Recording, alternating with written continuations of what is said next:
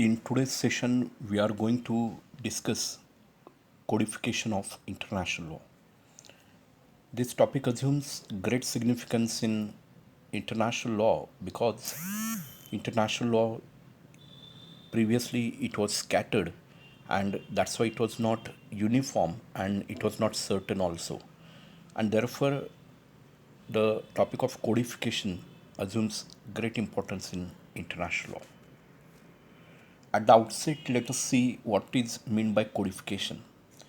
So codification, it means the process of reducing the whole body of law into the code. So when the entire body of law is reduced into the form of a code, then that is known as codification. So it is a kind of process, and that process consists of reducing the whole body of law into the code. According to Lauterpact, codification means bringing about an agreed body of rules already covered by customary or treaty rules.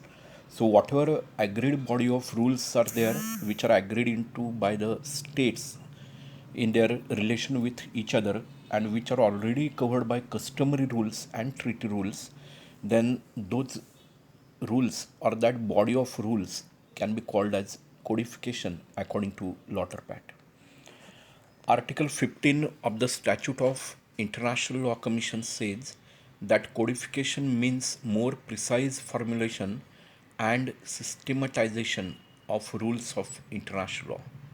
So, as far as Article 15 of the Statute of International Law Commission is concerned, it clarifies that codification is a precise formulation and it is a systematization or systematic arrangement of the rules of international law. So, when all the rules of international law are systematically arranged in one place, then that will be called as codification of international law. Now, the need of codification of law in general and even international law, it was expressed by the British scholar Jeremy Bentham in his book, The Principles of Morals and Legislation, which was written in the year 1789. Further, the Declaration of Paris, adopted in the year 1856, it also advocated codification of international law. This declaration was signed by Britain, France, Austria, Russia, Turkey, Prussia, and Sardinia. The declaration tried to codify rules relating to blockade, non capture of neutral goods, and so on. So, that was the effort for codification of international law made at the Declaration of Paris way back in the year 1856. Now, then, two important events in the history of codification took place. The first one was in the form of Hague Conference of 1899, and the second one was Hague Conference of the year 1907. Now, as far as 1899 Hague Conference was concerned, it codified the following conventions. First, Convention on Pacific Settlement of International Disputes. So, an important convention was adopted providing for the peaceful or the pacific settlement of international disputes. The second convention, which was adopted at the Hague Conference of 1899, it was Convention on the Laws and Customs of War on Land. And the third convention was the Convention on Adaptation of Geneva Convention to Naval Warfare. So these conventions were adopted at the Hague Conference of 1899.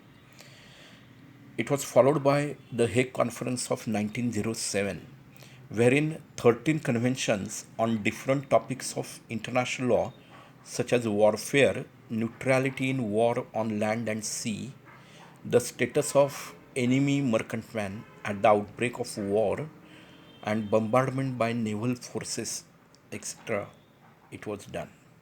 So, 13 conventions were discussed, and the adoption was done of the topics like warfare and neutrality in war on land and sea, and the status of enemy merchantman at the outbreak of war.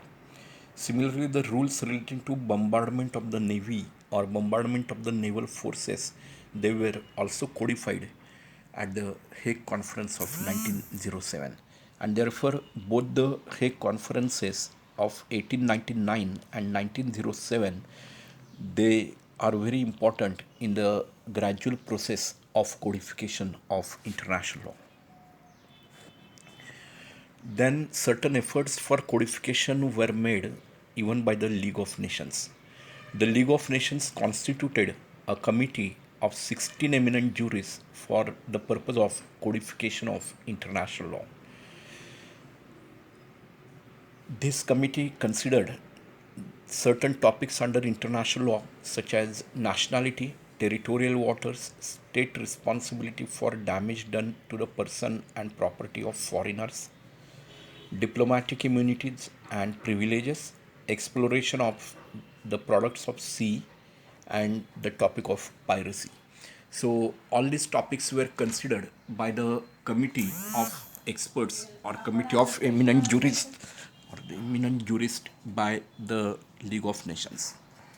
Then the League of Nations, although it made certain attempt to codify the whole body of international law, it could codify only the Convention on Nationality, and there was no agreement as such on Convention on Territorial Waters. But right to innocent passage through the territorial sea, it was very much recognized. That is, the ships were given the right of innocent passage without carrying any kind of weapons or the arms and ammunition in the territorial sea. So, if any ship is not carrying any kind of arms, ammunition, or the weapons, then such ship was given the right of innocent passage through the territorial waters of the other state. And this important right was recognized by the Convention on Territorial Waters. Then certain efforts for codification were made under the United Nations Organization, and under Article 13 Clause A of the United Nations Charter, one of the functions of UN General Assembly is to encourage progressive development and codification of international law. Further, Article 15, it defines progressive development as the preparation of draft conventions on subjects which have not yet been regulated by international law or in regard to which the law has not yet been sufficiently developed in the practice of the states. So, the UN Charter is an important document for the codification of international law under the aegis of United Nations Organization. And there are two important provisions which I just mentioned: Article 13, Clause A of the UN Charter and Article 15 of the UN Charter. Article 13, Clause A, it mentions the one of the functions of UN General Assembly, that is to encourage progressive development and codification of international law. So that particular function is entrusted to the General Assembly of the United Nations. And Article 15 has defined the expression progressive development. And it is said that progressive development is nothing but to prepare the draft conventions on such subjects which have not yet been regulated under the international law or in respect of which the law is not yet sufficiently developed in the practice which is followed by different states. So, the United Nations Organization is also an important organization for the purpose of codification of international law.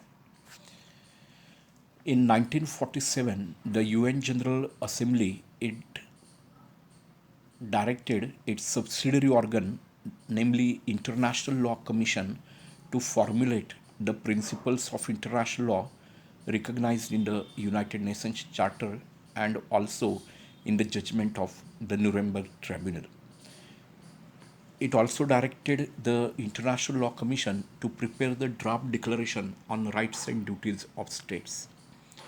And it also directed the International Law Commission to suggest the desirability and possibility of establishing an international judicial body for the trial of genocide and some other crimes.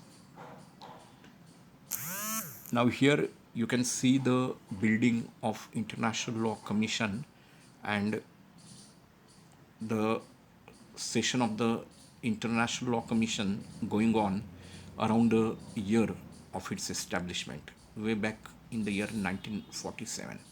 So in the corner picture you can see the meeting is going on. It is a new picture, that is the recent picture, and in the bottom corner there is a picture of the old session of the International Law Commission. And International Law Commission, it has come up with various drafts of the conventions, and that has really helped in the codification of international law. Now let us see the work of International Law Commission. It is a gist of that work. Geneva Convention on Law of Sea of the year 1958, Vienna Convention on Diplomatic Relations 1961, Vienna Convention on Consular Relations of 1963, then Vienna Convention on Law of Treaties VCLT 1969, Vienna Convention on Succession of States in respect of Treaties 1978, and Rome Treaty of International Criminal Court 1998. So these are some of the prominent examples of the draft conventions which were prepared by the International Law Commission. Now then let us come to merits of codification of international law, and then we will come to the demerits of international law. So firstly let us see what are the merits of codification of international law. The first merit we can say is that it brings about certainty and uniformity in international law, because international law is not at one place, it is scattered into number of customary rules and treaty rules, and therefore codification is very much necessary for bringing about the certainty and uniformity in international law. Secondly, it helps in filling up the gaps existing in international law, because international law largely comes from treaties and customs, and therefore there may be certain gaps in the international law. So the function of filling up those gaps is done by way of codification. Then codification will enhance efficacy of international law by increasing its binding force. Due to codification, it will be easier for the judges of the International Court of Justice and other international tribunals to apply international law. Because if the international law is not codified, then it will create great chaos for the judges, and therefore to make their work quite easy, the codification of international law is very much essential. But there are some demerits in codification of international law. The first demerit is that it prevents the natural growth and further development of international law. So due to codification, natural growth is prevented, or the further development of international law it is prevented. Secondly, codification makes the system of international law very rigid. So previously it was quite a flexible method, but if all the topics in international law are codified, then it will make the system of international law quite rigid. And thirdly, codification makes the international law very conservative. That is, you cannot have progressive type of path in developing the international law if entire body of rules are codified. And that's why codification will make the international law very conservative, and that is one danger or one demerit of codification of international law. So with that we come to the end of this topic, that is codification of international law.